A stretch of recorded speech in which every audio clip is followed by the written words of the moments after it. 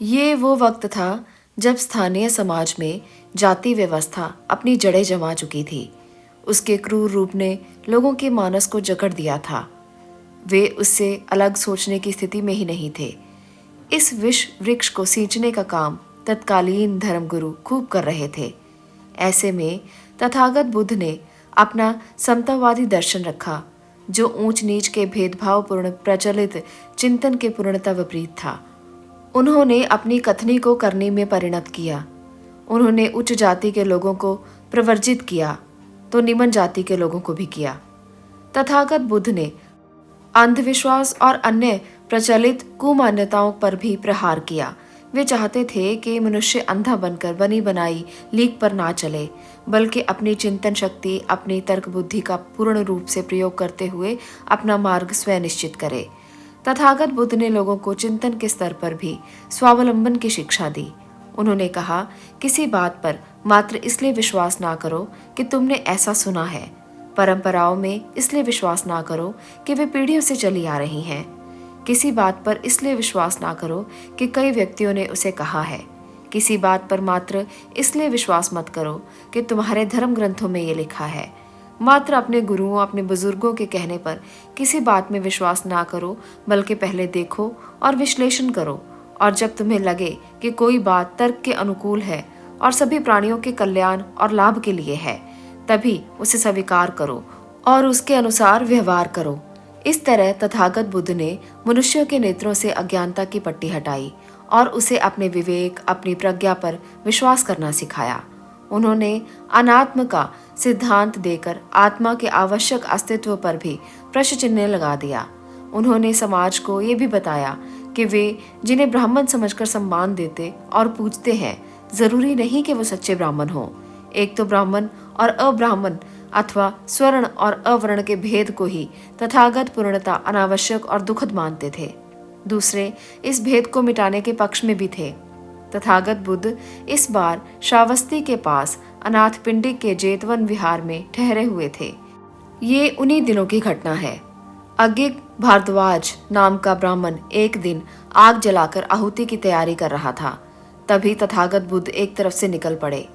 अज्ञिक भारद्वाज ने तथागत बुद्ध को अपनी तरफ आते देखा तो उसे बेहद क्षोभ हुआ। वो रुष्ट हो गया। ऐसा अपशगुन! एक तो मुंडक, ऊपर से श्रमण, सर्वनाश! उसने बुद्ध को अपशब्द कह दिए। मुंडक, वृषल, वहीं रुक जाओ। तथागत बुद्ध ने अज्ञिक भारद्वाज से कहा, तुम्हें पता है ब्राह्मण, वृषल कौन होता है या कौन सी बातें हैं जो किसी को वृषल बनाती हैं? अज्ञिक भारद्वाज से कोई प्रत्युत्तर देते नहीं बना। नहीं, मुझे नहीं पता, उसने कहा। अगर तुम्हें पता है तो मुझे भी बताओ।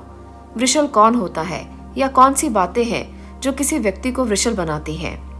अब तथागत बुद्ध ने अज्ञिक भारद्वाज के सामने ब्राह्मण और वृषल अर्थात अवर्ण को प्रभाषित करते हुए उनका अंतर स्पष्ट किया। वो स्वयं में एक अद्भुत अभूतपूर्व व्याख्या थी। बुद्ध ने कहा, ठीक है, मैं तुम्हें बताऊंगा। मेरी बात ध्यानपूर्वक सुनो और इसे अपने ध्यान में रखना। बुद्ध ने बताया कि अगर कोई व्यक्ति क्रोध में प्रवृत्त रहता है, अगर वो दुष्टता का आचरण करता है, अगर वो विपन्न दृष्टि है और यदि वो धोखेबाज है, तो समझ लो वह व्यक्ति वृषल है। बुद्ध ने कहा कि अगर कोई व्यक्ति किसी भी व्यक्ति को घायल करता है, चाहे वो एकल हो या द्विज, और अगर किसी व्यक्ति में प्राणियों के प्रति कोई प्रेम नहीं है, तो वो व्यक्ति वृषल है। बुद्ध ने आगे कहा, यदि कोई व्यक्ति विनाशकारी है, यदि वो गांवों और निगमों को घेरता है और वहां रहने वाले लोगों को धमकी देता है, यदि कोई एक आतंकी रूप में कुख्यात है, तो समझ लेना चाहिए कि वो व्यक्ति वृषल है। भारद्वाज ध्यानपूर्वक बुद्ध वचनों को सुन रहा था। तथागत बुद्ध ने अवर्ण की व्याख्या करते हुए आगे कहा कि चाहे गांव में हो या वन में, यदि कोई व्यक्ति किसी दूसरे की वस्तु ग्रहण करता है तो जो कुछ उसे नहीं दिया गया उसे लेता है, तो ऐसे व्यक्ति को वृषल समझना चाहिए। इसी तरह तथागत बुद्ध ने वृषल अर्थात अवर्ण के कई लक्षण गिनाए। उसने कहा, सच में अवर्ण वह होता है जो ऋण लेकर लौटाने के वक्त आनाकानी करता है, जो किसी तुच्छ चीज के लिए किसी यात्री की हत्या करता है, जो किसी लालच में झूठी गवाही देता है, जो जबरन या सहमति से पर स्त्री गमन करता है, जो संपन्न होने पर भी अपने वृद्ध और निर्बल माता पिता की देखभाल नहीं करता, जो अपने माता पिता, भाई बहन अथवा सास ससुर को शारीरिक कष्ट देता है या उनसे कठोर वचन बोलता है, जो परामर्श के रूप में शील के स्थान पर हानिकारक बात बताता है। भारद्वाज को तथागत बुद्ध की बातें प्रभावित कर रही थी। उन्होंने स्वर्ण और अवर्ण की प्रचलित परिभाषा को एकदम उलट कर रख दिया था। अज्ञिस भारद्वाज ने परिवार, पुराणियों से और प्राचीन ग्रंथों से जो भी सीखा था वे सब अब झूठा लग रहा था, निराधार जान पड़ रहा था। वो एकटक शाक्य मुनि बुद्ध को घूरे जा रहा था और उनके वचनों को लगन से सुन रहा था। बुद्ध बता रहे थे कि अवर्ण कौन होता है। उनके अनुसार वास्तव में अवर्ण वह होता है जो गलत काम करके उसे छिपाता है, जो दूसरे के घर स्वादिष्ट भोजन ग्रहण करके अपनी बारी में उस व्यक्ति का अपने घर में उचित आदर सत्कार नहीं करता, जो झूठ बोलकर किसी ब्राह्मण, श्रमण और अन्य किसी परिवारजक को धोखा देता है, जो भोजन के वक्त पधारे किसी ब्राह्मण या श्रमण को डांटता है और उसे भिक्षा नहीं देता, जो अज्ञानवश तुच्छ लाभ के लिए मिथ्याचार करता है। बुद्ध देख रहे थे उनकी बातें व्यर्थ नहीं जा रही हैं।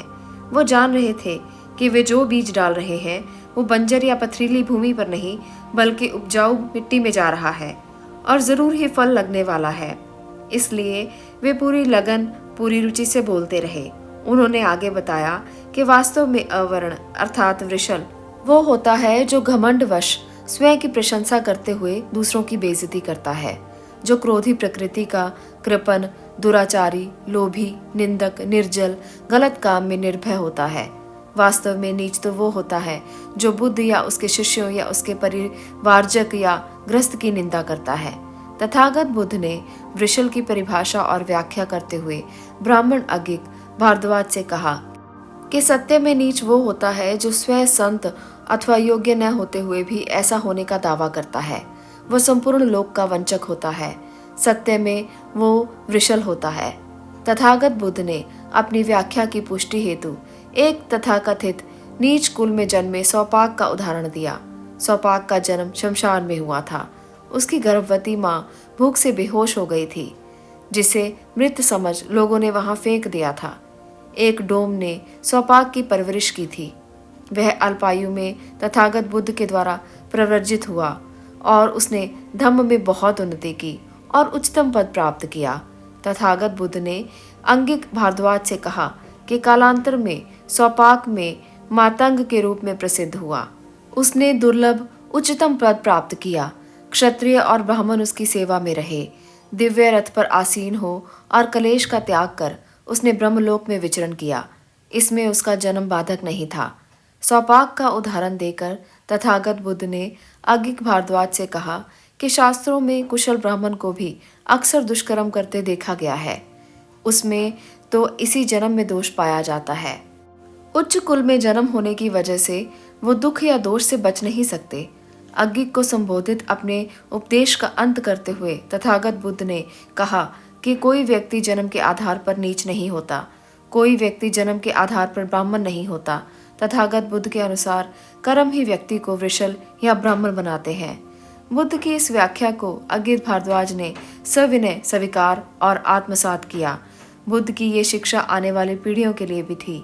ये उपदेश सुनने के बाद अज्ञिक भारद्वाज ने स्वयं को बुद्ध, धम्म और संघ के शरणागत कर दिया।